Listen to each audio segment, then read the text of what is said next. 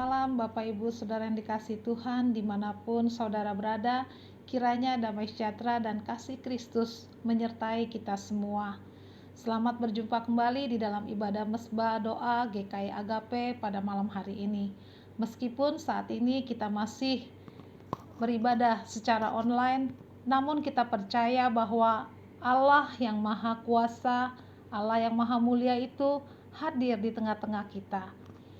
Rasul Paulus dengan hati yang takjub kepada Tuhan menuliskan di dalam kitab Roma pasal 11 ayat 33 demikian. Oh, alangkah dalamnya kekayaan, hikmat dan pengetahuan Allah. Sungguh tak terselidiki keputusan-keputusannya dan sungguh tak terselami jalan-jalannya. Baiklah, marilah kita akan naikkan pujian, ku kagum, hormat akan Engkau.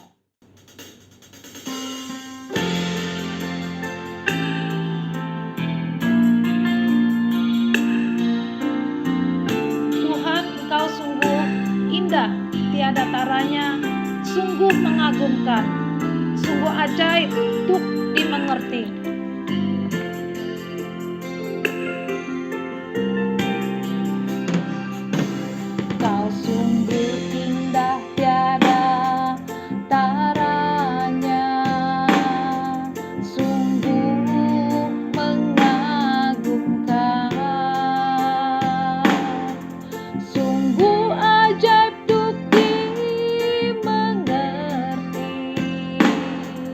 Lebih dari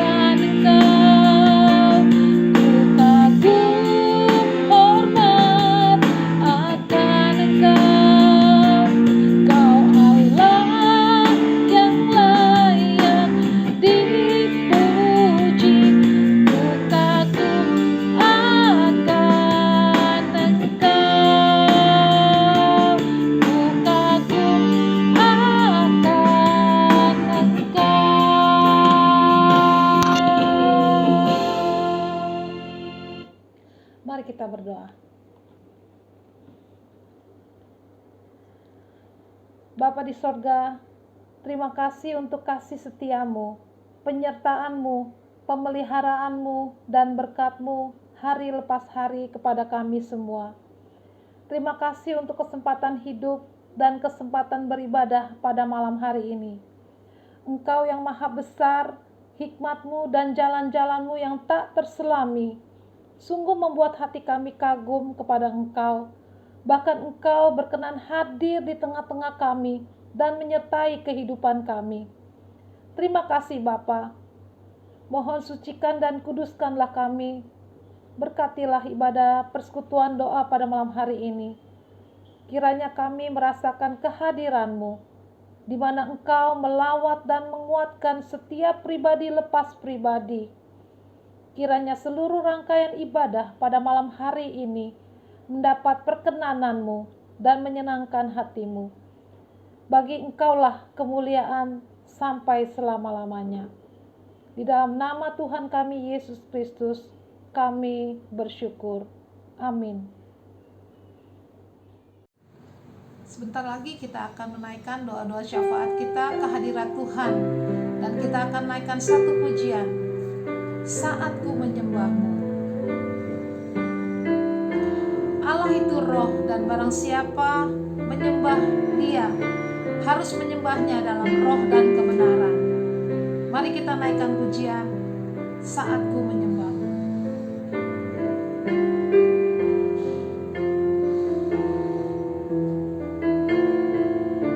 Saat ku menyembah-Mu, roh-Mu bekerja.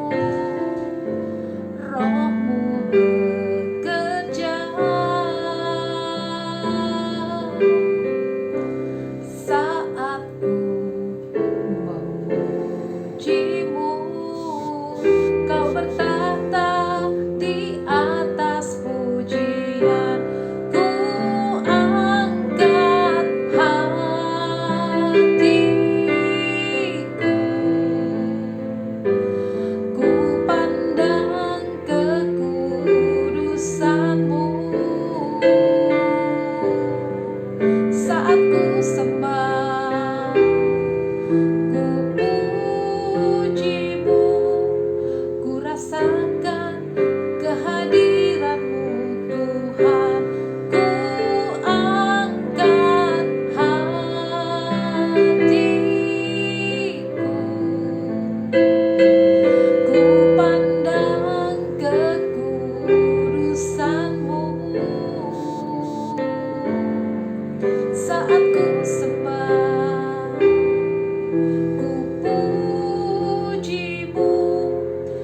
rasakan kehadiran-Mu Tuhan.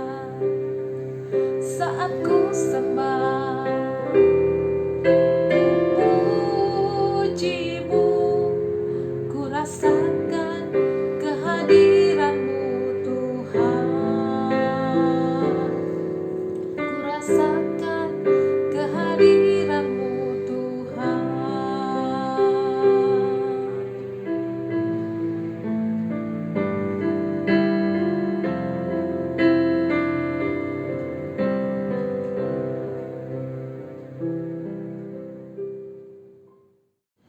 Pertama-tama saya memberikan waktu kepada Bapak Ibu Saudara sekalian untuk menyerahkan pergumulan pribadi kita kepada Tuhan. Kita mengandalkan Tuhan sebagai sumber pertolongan kita. Dan yang kedua, kita berdoa menyerahkan saudara-saudara kita, sanak famili kita, maupun teman-teman terdekat kita yang masih belum percaya kepada Tuhan. Kita doakan mereka agar mereka juga mendapatkan kasih karunia dari Tuhan, sehingga mereka juga boleh menerima anugerah keselamatan di dalam Kristus. Silakan berdoa.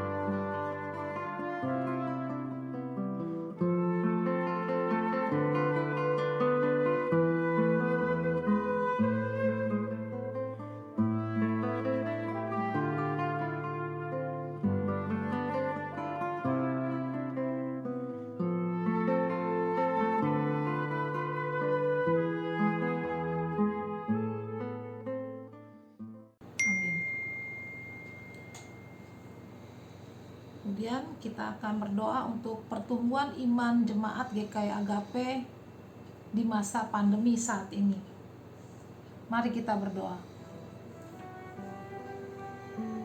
Bapa di sorga, di masa pandemi saat ini, kami menyerahkan pertumbuhan iman seluruh jemaat GKI Agape, baik di Kelapa Gading maupun di Pos Villa Melati Mas. Dari anak sekolah minggu, remaja, pemuda, dewasa hingga lansia. Ya Bapa, tolonglah agar kami semua dapat selalu rindu bersekutu denganmu, baik melalui ibadah online, baik melalui doa-doa pribadi kami setiap hari, maupun juga pembacaan firman Tuhan secara rutin di rumah.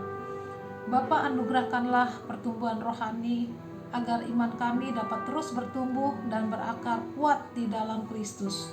Terima kasih Bapa, di dalam nama Tuhan kami Yesus Kristus, kami berdoa. Amin. Yang keempat, kita doakan untuk pergumulan seluruh jemaat GKI Agape, baik pergumulan ekonomi, kesehatan, dan pendidikan. Mari kita berdoa.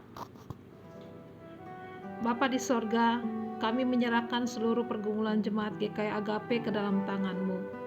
Engkau mengetahui dengan persis keadaan mereka satu persatu di tiap-tiap keluarga masing-masing. Kami menyerahkan mereka yang saat ini sedang kesulitan ekonomi akibat dampak dari pandemi yang masih berlangsung hingga saat ini. Mohon belas kasih Tuhan dan anugerah-Mu. Kiranya Tuhan menolong umat-Mu yang sedang bergumul dalam usaha dan pekerjaannya. Mohon Tuhan membuka jalan bagi mereka yang sedang mencari pekerjaan. Kiranya mereka segera mendapatkan pekerjaan baru. Bagi mereka yang sedang sakit, Kami mohon jamahan Tuhan, kiranya mereka disembuhkan dan dikuatkan. Bagi mereka yang saat ini sedang studi online, berkatilah studi online mereka ya Tuhan, agar mereka dapat mengikuti dan menyimak dengan baik. Kami serahkan semuanya ke dalam tangan pengasihan-Mu. Di dalam nama Tuhan kami Yesus Kristus kami berdoa. Amin. Yang kelima, kita doakan untuk penyusunan Prosata tahun 2021-2022 baik di Kelapa Gading maupun di Pos Villa Melati Mas. Mari kita berdoa. Bapa di sorga, kami berdoa menyerahkan proses penyusunan program anggaran 1 tahun GKI Agape untuk tahun 2021-2022 baik di Kelapa Gading maupun di Pos Villa Melati Mas. Ya Tuhan, nyatakanlah kehendak-Mu. Berikanlah kepekaan dan hikmat bijaksana Tuhan kepada para pengurus, komisi, maupun bidang pelayanan beserta majelis jemaat agar dapat menyusun program-program pelayanan yang cocok di masa pandemi ini dan efektif mencapai sasaran dan menjadi berkat bagi pertumbuhan kerohanian jemaat serta membangun hubungan yang akrab antar jemaat. Berkatilah ya Bapa untuk penyusunan Prosata ini. Di dalam nama Tuhan kami Yesus Kristus kami memohon. Amin. Selanjutnya kita berdoa untuk kebutuhan personil majelis jemaat yang melayani dalam kemajelisan untuk periode April 2021 sampai dengan Maret 2024. Mari kita berdoa. Bapa di sorga, kami berdoa untuk kebutuhan personil majelis jemaat yang akan melayani di GKI Agape untuk periode mendatang, yaitu periode pelayanan bulan April 2021 sampai dengan Maret 2024. Kiranya Tuhan menggerakkan hati calon-calon majelis jemaat agar mereka siap menerima panggilan untuk melayani dalam kemajelisan GKI Agape. Kami berdoa juga untuk program pembinaan dan kaderisasi agar kedepannya estafet kepemimpinan dalam gereja dapat berlangsung dengan baik. Terima kasih Tuhan, kami berdoa dalam nama Tuhan kami Yesus Kristus. Amin. Yang ketujuh, kita berdoa untuk pemerintah Indonesia dan pelaksanaan vaksinasi yang sedang berlangsung. Mari kita berdoa. Bapa kami yang di sorga, kami menyerahkan pemerintah Republik Indonesia, baik pemerintah pusat maupun pemerintah daerah yang saat ini sedang bertugas.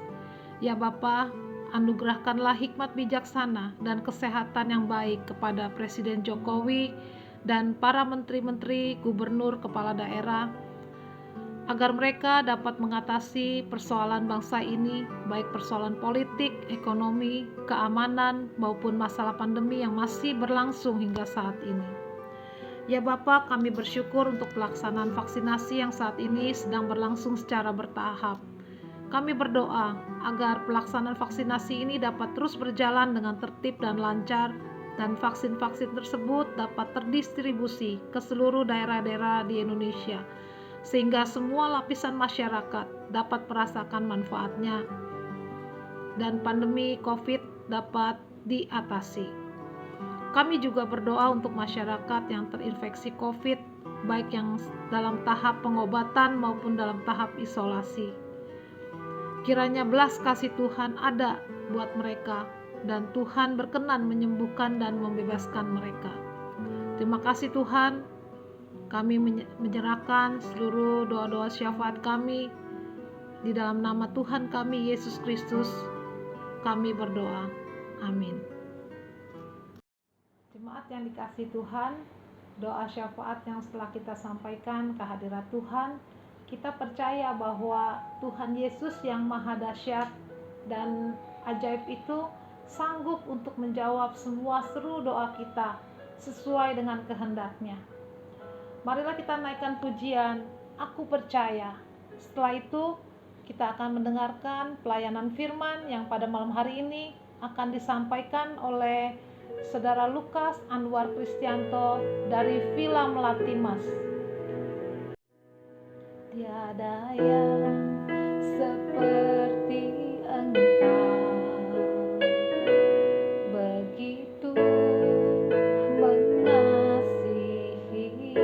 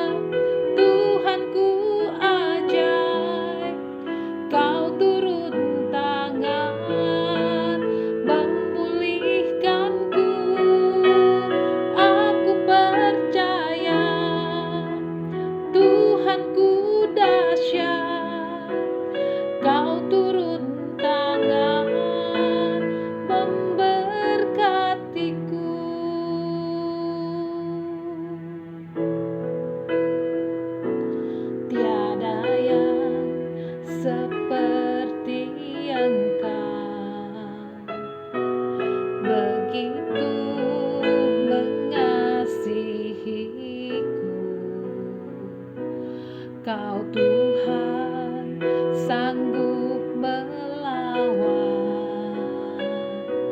seluruh kehidupanku. Aku percaya Tuhanku ajaib, Kau turun tangan memulihkanku. Aku percaya Tuhanku dahsyat, Kau turun tangan memberkatiku. Aku percaya Tuhanku ajaib, Kau turun tangan memulihkanku. Aku percaya Tuhanku dahsyat, Kau turun tangan memberkatiku. Kau turun tangan memulihkanku. Kau turun tangan memberkatiku.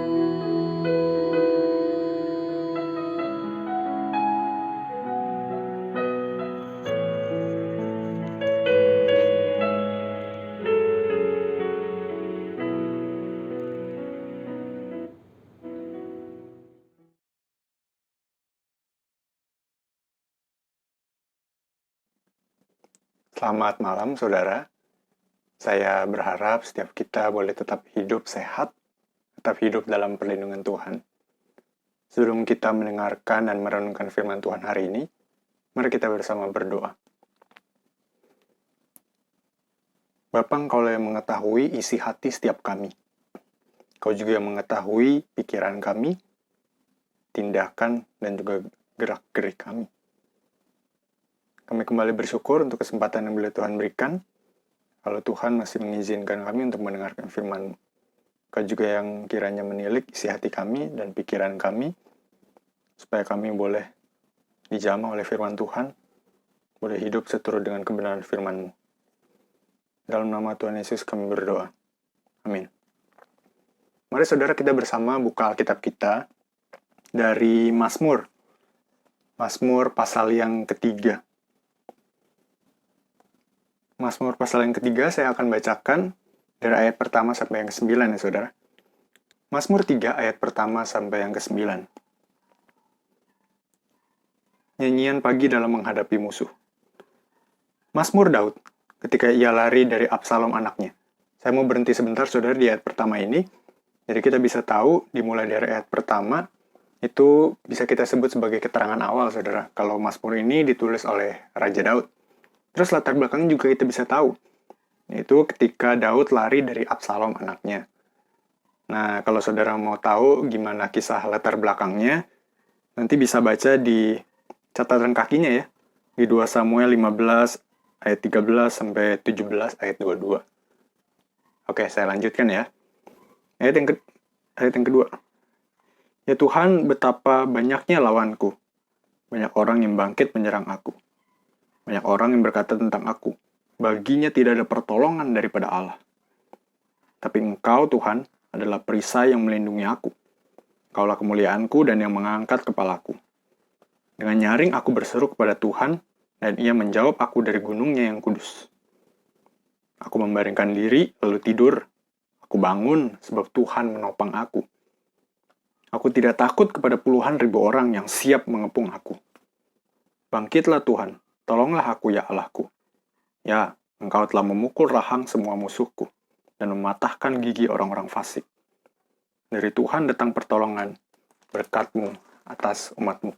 Demikianlah firman Tuhan, yang berbahagialah ialah mereka yang membaca, merenungkan, dan memelihara firman Tuhan dalam hidupnya. Saudara, izinkan saya mengajukan satu pertanyaan kepada setiap kita. Saudara, pernahkah saudara dikhianati? Gimana saudara rasanya ketika saudara sadar bahwa saudara telah dikhianati? Nggak usah ditanya lah. pasti rasanya sakit lah, pasti rasanya nggak enak lah dikhianati.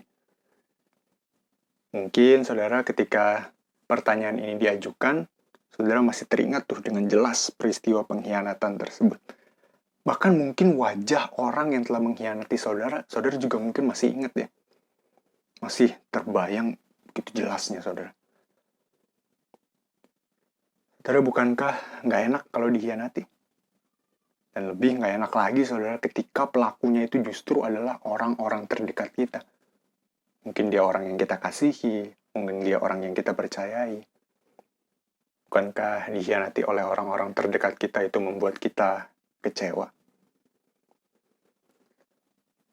Saudara, ternyata bukan kita saja yang pernah mengalami pengkhianatan. Salah satu tokoh besar Alkitab yang tadi baru kita baca itu juga pernah merasakan betapa nggak enaknya dikhianati.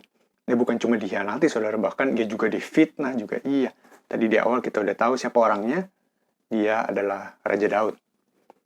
Saudara, Raja Daud mengalami hal yang sangat menyakitkan. Ia dikhianati oleh anaknya sendiri. Namanya Absalom, saudara. Tapi menarik loh, saudara. Daud kan sebelumnya, kalau kita baca di kitab 1 Samuel itu, Daud kan telah memenangkan berbagai macam pertempuran, dan bahkan Tuhan menuntunnya sampai bisa menjadi seorang raja. Tapi di Mazmur pasal 3 ini, Raja Daud justru lari dari Absalom, anaknya sendiri. Kita lihat di ayat yang kedua, saudara. Daud bilang gini, "Ya Tuhan, betapa banyaknya lawanku, banyak orang yang bangkit menyerang aku." Absalom, saudara, nggak sendirian loh. Dibilang banyak orang yang menyerang Daud. Berarti mungkin Absalom menyerang ayahnya bersama dengan para pasukannya atau para pengikutnya. Mungkin saudara ketika lagi menulis Mazmur ini, Daud kembali teringat gimana dulu Absalom kecil dia rawat, gimana dulu Absalom kecil dibawa jalan-jalan keliling kerajaan. Mungkin juga Daud ingat ketika dia sedang melatih Absalom ini untuk mengangkat pedang.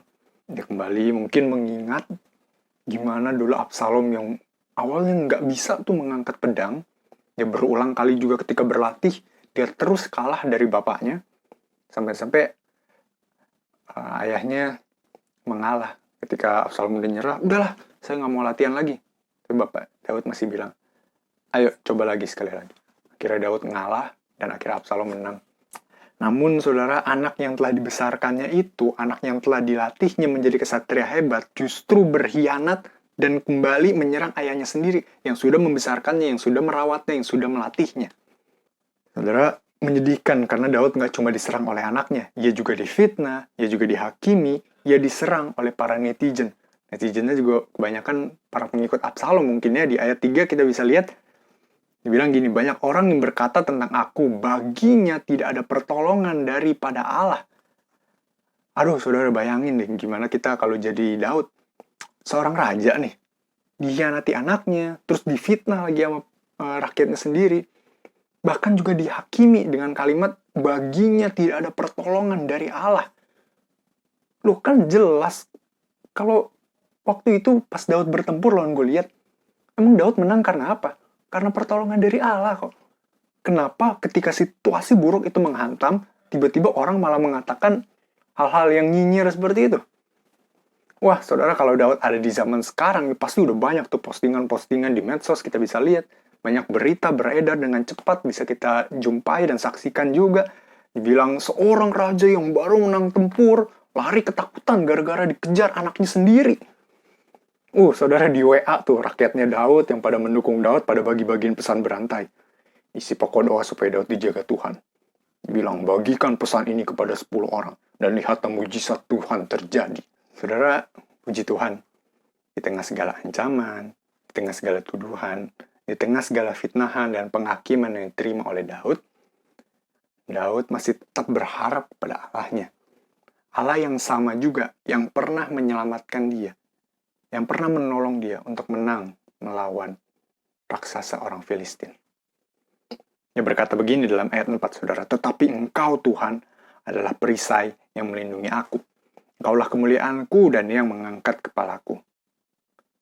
Saudara, Daud yakin bahwa Tuhan ada bersamanya.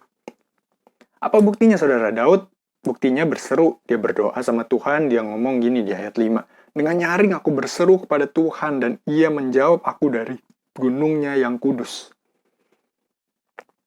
Karena keyakinan bahwa Tuhan adalah sumber pertolongannya, Daud bisa tenang.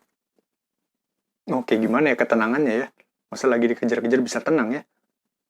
Kalau kita lihat di ayat 6 dibilang gini, aku membaringkan diri, lalu tidur. Aku bangun, sebab Tuhan menopang aku. Wah, saudara, ini sungguh-sungguh luar biasa kepercayaan Daud pada Tuhan. Bayangkan, saudara, berapa banyak dari kita yang ketika dihianati, yang ketika sangat merasa kecewa, itu bahkan sampai-sampai nggak bisa tidur. Tapi karena kepercayaannya kepada Tuhan, Daud bahkan bisa tidur dengan nyenyak, karena ia tahu bahwa Tuhan ada bersamanya. Dia nggak takut sama orang-orang yang bangkit melawan dia, saudara. Kalau kita lanjutkan lagi di ayat yang ke-7 dan yang ke-8 dibilang, aku tidak takut kepada puluhan ribu orang yang siap mengepung aku. Bangkitlah Tuhan, tolonglah aku ya Allahku. Ya, Kau telah memukul semua rahang musuhku dan mematahkan gigi orang-orang fasik. Ya, saudara, akan ada masanya di mana orang-orang benar itu akan menang bersama dengan Tuhan. Dan orang fasik itu akan dihukum. Saudara, kalau kita lihat di ayat yang ketiga, apa sih yang dibilang oleh orang-orang terhadap Daud? Kita coba balik lagi ya sedikit. Di ayat 3 orang-orang bilang gini, baginya nggak ada pertolongan daripada Allah. Tapi, saudara, dalam ayat 9, itu justru sebaliknya. Daud menutup dengan pengakuan bahwa dari Tuhan datang pertolongan. Indah ya, saudara, kitab Mazmur ini. Dimulai dengan permasalahan dan diakhiri dengan jawaban. Saudara, dalam perjanjian baru kita juga mengingat bagaimana raja di atas segala raja itu juga pernah mengalami apa yang Daud alami. Ia pernah juga dikhianati oleh orang dekatnya, yaitu oleh murid-muridnya sendiri. Ia pernah dijual dengan harga 30 keping perak. 30 keping perak itu harga untuk seorang budak loh, saudara. Siapakah dia? Ya, dia adalah Tuhan Yesus. Tuhan Yesus pernah dikhianati oleh murid terdekatnya, saudara. Namanya adalah, betul, Petrus. Petrus pernah berkata begini loh waktu itu, imanku nggak akan tergoncang karena engkau. Tapi kenyataannya justru Petrus lah yang mengkhianatinya dengan sangat jelas, saudara. Sampai 3 kali loh bahkan. Terus, waktu Tuhan Yesus tahu itu, apakah ia marah? Apakah ia membalas Petrus? Enggak, saudara. Tuhan Yesus justru mengampuni Petrus. Tuhan Yesus bahkan memberikan kesempatan kedua untuk Petrus supaya dia mengembalakan jemaat Allah. Tuhan Yesus tahu, saudara, bahwa ia akan dikhianati oleh murid-muridnya. Ia tahu bahwa ia akan mati di kayu salib, tapi ia tetap mau datang bagi setiap kita. Ia bukan Allah yang cuma duduk di tahtanya di sorga dan cuma bilang, kamu jangan begini, kamu jangan begitu, kamu harus begini, kamu harus begitu. Enggak, Tuhan kita nggak seperti itu. Dia adalah Allah yang mengasihi kita. Dia raja segala raja yang rela turun ke dalam dunia, yang juga turut merasakan penderitaan kita. Saudara, melalui kayu salib dan kebangkitannya, persoalan terbesar manusia, yaitu dosa, telah diselesaikan oleh Tuhan Yesus. Ia telah menebus kita di atas kayu salib. Ia telah menolong kita untuk terlepas dari belenggu dosa, agar kita bisa berdamai dengan Allah. Jika persoalan terbesar manusia, yaitu dosa, sudah diselesaikan oleh Kristus, bukankah ia juga yang akan menjadi penolong bagi kita? Ya, bukan hanya sang penolong, saudara, ia juga Allah yang turut merasakan penderitaan kita. Ketika kita mungkin dikhianati, ketika kita mungkin dikecewakan, Tuhan bilang, I feel you, bro. Aku juga tahu gimana rasanya disakiti, aku tahu rasanya dikhianati, difitnah, dihujat. Aku pernah rasakan semua itu. Dan aku pernah juga hidup di dunia. Saudara, yakinlah bahwa Tuhan adalah sumber pertolongan kita. Dia adalah satu-satunya penolong kita, sehingga akhirnya kita dapat berkata, dari Tuhan datang pertolongan, berkat-Mu atas umat-Mu. Amin. Kiranya Tuhan memberkati kita. Selamat malam, saudara. Saya berharap setiap kita boleh tetap hidup sehat, tetap hidup dalam perlindungan Tuhan. Sebelum kita mendengarkan dan merenungkan firman Tuhan hari ini, mari kita bersama berdoa. Bapa, Engkau yang mengetahui isi hati setiap kami. Kau juga yang mengetahui pikiran kami, tindakan, dan juga gerak-gerik kami. Kami kembali bersyukur untuk kesempatan yang boleh Tuhan berikan. Kalau Tuhan masih mengizinkan kami untuk mendengarkan firman-Mu. Kau juga yang kiranya menilik isi hati kami dan pikiran kami, supaya kami boleh dijamah oleh firman Tuhan, boleh hidup seturut dengan kebenaran firman-Mu. Dalam nama Tuhan Yesus kami berdoa. Amin. Mari saudara kita bersama buka Alkitab kita dari Mazmur. Mazmur pasal yang ketiga. Mazmur pasal yang ketiga saya akan bacakan dari ayat pertama sampai yang ke-9 ya saudara. Mazmur 3 ayat pertama sampai yang ke-9. Nyanyian pagi dalam menghadapi musuh. Mazmur Daud ketika ia lari dari Absalom anaknya. Saya mau berhenti sebentar saudara di ayat pertama ini. Jadi kita bisa tahu dimulai dari ayat pertama itu bisa kita sebut sebagai keterangan awal saudara. Kalau Mazmur ini ditulis oleh Raja Daud. Terus latar belakangnya juga kita bisa tahu, yaitu ketika Daud lari dari Absalom anaknya. Nah, kalau saudara mau tahu gimana kisah latar belakangnya, nanti bisa baca di catatan kakinya ya, di 2 Samuel 15 ayat 13 sampai 17 ayat 22. Oke, saya lanjutkan ya. Ayat yang kedua. Ya Tuhan, betapa banyaknya lawanku. Banyak orang yang bangkit menyerang aku. Banyak orang yang berkata tentang aku, baginya tidak ada pertolongan daripada Allah. Tapi Engkau, Tuhan, adalah perisai yang melindungi aku. Engkaulah kemuliaanku dan yang mengangkat kepalaku. Dengan nyaring aku berseru kepada Tuhan, dan Ia menjawab aku dari gunungnya yang kudus. Aku membaringkan diri, lalu tidur. Aku bangun, sebab Tuhan menopang aku. Aku tidak takut kepada puluhan ribu orang yang siap mengepung aku. Bangkitlah Tuhan. Tolonglah aku ya Allahku. Ya, Engkau telah memukul rahang semua musuhku dan mematahkan gigi orang-orang fasik.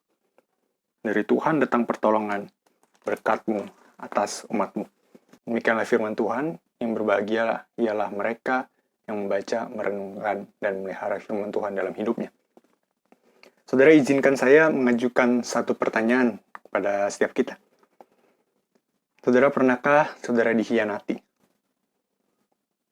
Gimana saudara rasanya ketika saudara sadar bahwa saudara telah dikhianati? Nggak usah ditanya lah.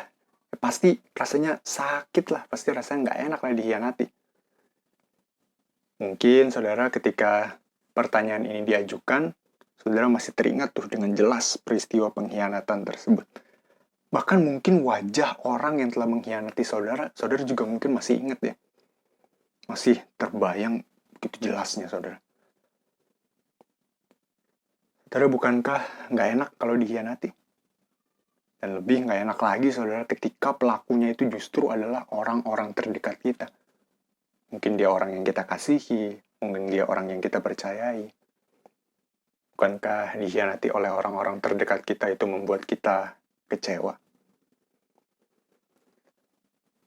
Saudara, ternyata bukan kita saja yang pernah mengalami pengkhianatan. Salah satu tokoh besar Alkitab yang tadi baru kita baca itu juga pernah merasakan betapa nggak enaknya dikhianati. Dia bukan cuma dikhianati, saudara, bahkan dia juga difitnah juga iya. Tadi di awal kita udah tahu siapa orangnya. Dia adalah Raja Daud. Saudara, Raja Daud mengalami hal yang sangat menyakitkan. Ia dikhianati oleh anaknya sendiri. Namanya Absalom, saudara.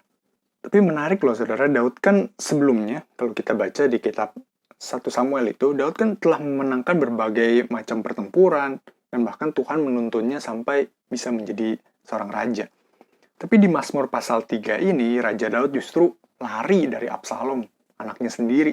Kita lihat di ayat yang kedua, saudara. Daud bilang gini, ya Tuhan, betapa banyaknya lawanku, banyak orang yang bangkit menyerang aku. Absalom, saudara, nggak sendirian loh. Dibilang banyak orang yang menyerang Daud. Berarti mungkin Absalom menyerang ayahnya bersama dengan para pasukannya atau para pengikutnya. Mungkin saudara ketika lagi menulis Mazmur ini, Daud kembali teringat gimana dulu Absalom kecil dia rawat, gimana dulu Absalom kecil dibawa jalan-jalan keliling kerajaan. Mungkin juga Daud ingat ketika dia sedang melatih Absalom ini untuk mengangkat pedang. Dia kembali mungkin mengingat gimana dulu Absalom yang awalnya nggak bisa tuh mengangkat pedang. Dia berulang kali juga ketika berlatih, dia terus kalah dari bapaknya. Sampai-sampai ayahnya mengalah ketika Absalom udah nyerah. Udahlah, saya nggak mau latihan lagi.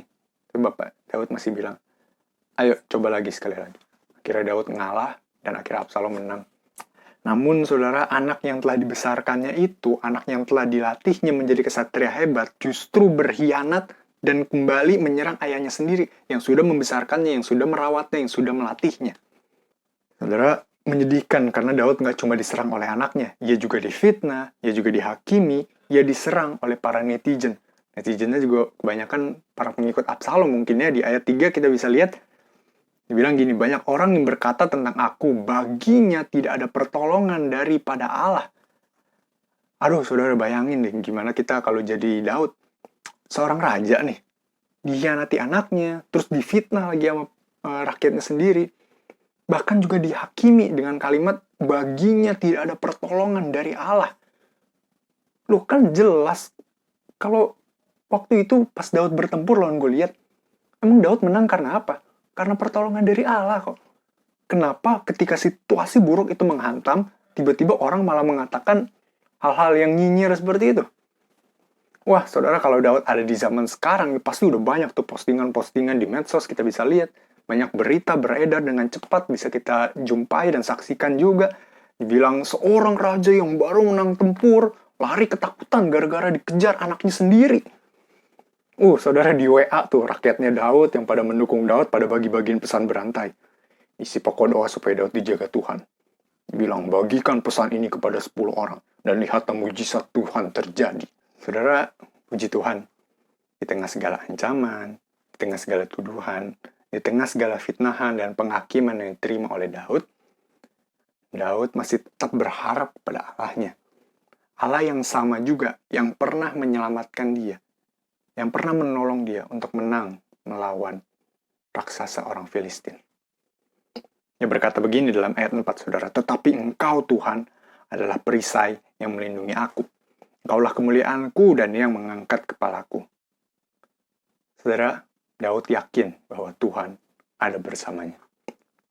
Apa buktinya saudara? Daud buktinya berseru. Dia berdoa sama Tuhan, dia ngomong gini di ayat 5. Dengan nyaring aku berseru kepada Tuhan dan ia menjawab aku dari gunungnya yang kudus. Karena keyakinan bahwa Tuhan adalah sumber pertolongannya, Daud bisa tenang.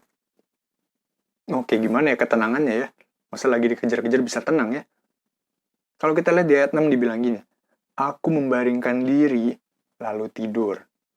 Aku bangun sebab Tuhan menopang aku. Wah, saudara, ini sungguh-sungguh luar biasa kepercayaan Daud kepada Tuhan.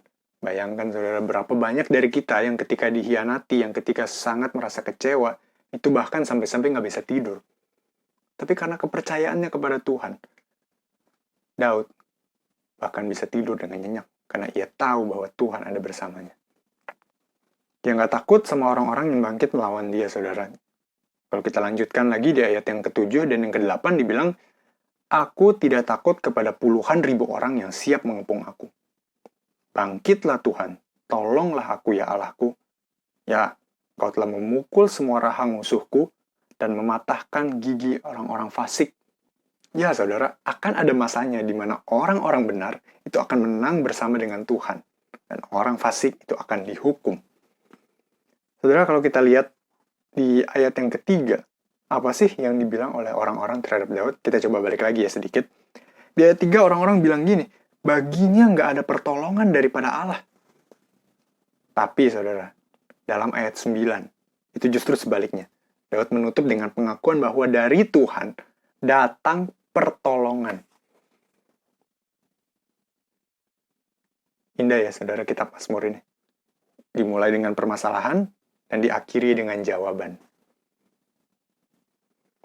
Saudara, dalam perjanjian baru kita juga mengingat bagaimana raja di atas segala raja itu juga pernah mengalami apa yang Daud alami. Ia pernah juga dikhianati oleh orang dekatnya, yaitu oleh murid-muridnya sendiri. Ya pernah dijual dengan harga 30 keping perak. 30 keping perak itu harga untuk seorang budak loh, saudara. Siapakah dia? Ya, dia adalah Tuhan Yesus. Tuhan Yesus pernah dikhianati oleh murid terdekatnya, saudara. Namanya adalah, betul, Petrus. Petrus pernah berkata begini loh waktu itu. Imanku nggak akan tergoncang karena engkau. Tapi kenyataannya justru Petrus lah yang mengkhianatinya dengan sangat jelas, saudara. Sampai 3 kali loh bahkan. Terus, waktu Tuhan Yesus tahu itu, apakah ia marah? Apakah ia membalas Petrus? Enggak, saudara. Tuhan Yesus justru mengampuni Petrus. Tuhan Yesus bahkan memberikan kesempatan kedua untuk Petrus supaya dia mengembalakan jemaat Allah. Tuhan Yesus tahu, saudara, bahwa ia akan dikhianati oleh murid-muridnya. Ia tahu bahwa ia akan mati di kayu salib, tapi ia tetap mau datang bagi setiap kita. Ya bukan Allah yang cuma duduk di tahtanya di sorga dan cuma bilang, kamu jangan begini, kamu jangan begitu, kamu harus begini, kamu harus begitu. Enggak, Tuhan kita nggak seperti itu. Dia adalah Allah yang mengasihi kita. Dia Raja segala raja yang rela turun ke dalam dunia, yang juga turut merasakan penderitaan kita. Saudara, melalui kayu salib dan kebangkitannya, persoalan terbesar manusia, yaitu dosa, telah diselesaikan oleh Tuhan Yesus. Ia telah menebus kita di atas kayu salib. Ia telah menolong kita untuk terlepas dari belenggu dosa, agar kita bisa berdamai dengan Allah. Jika persoalan terbesar manusia, yaitu dosa, sudah diselesaikan oleh Kristus, bukankah ia juga yang akan menjadi penolong bagi kita? Ya bukan hanya sang penolong, saudara, ia juga Allah yang turut merasakan penderitaan kita. Ketika kita mungkin dikhianati, ketika kita mungkin dikecewakan, Tuhan bilang, I feel you bro. Aku juga tahu gimana rasanya disakiti, aku tahu rasanya dikhianati, difitnah, dihujat. Aku pernah rasakan semua itu, karena aku pernah juga hidup di dunia. Saudara, yakinlah bahwa Tuhan adalah sumber pertolongan kita. Dia adalah satu-satunya penolong kita, sehingga akhirnya kita dapat berkata, dari Tuhan datang pertolongan, berkat-Mu atas umat-Mu. Amin. Kiranya Tuhan memberkati kita. Kita bersyukur untuk firman Tuhan yang telah disampaikan oleh Saudara Lukas. Sebagai penutup, kita akan naikkan satu pujian lagi, segala perkara, yang diambil dari kitab Filipi pasal 4 ayat 13. Penolong yang selalu setia, memenuhi keperluanku, tak pernah dia mengecewakan. Yesusku tak pernah gagal. Segala perkara dapat ku tanggung di dalam Dia yang memberi kekuatan. Tuhan Yesus penolong dan sahabat. Tetap percaya, Tuhan setia.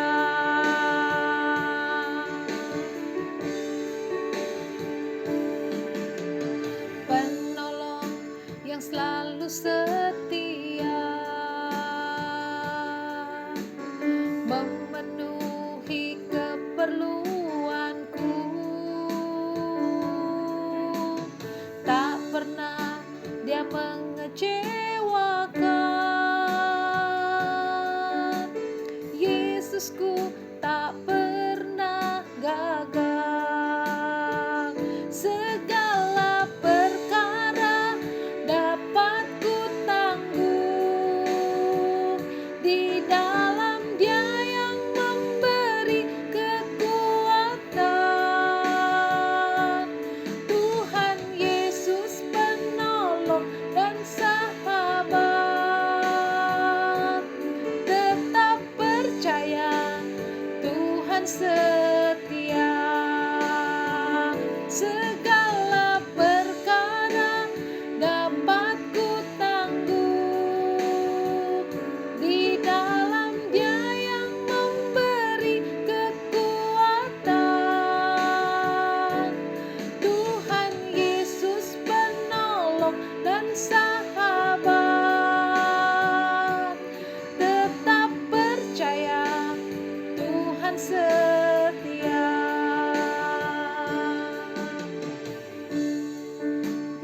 pujian ini boleh menjadi berkat buat kita, bahwa segala perkara dapat kita tanggung di dalam Tuhan Yesus yang memberi kekuatan kepada kita. Segala perkara dapat ku tanggung di dalam Dia yang memberi kekuatan. Tuhan Yesus penolong dan sahabat. Tetap percaya, Tuhan setia. Tetap percaya, Tuhan setia. Tetap percaya, Tuhan setia.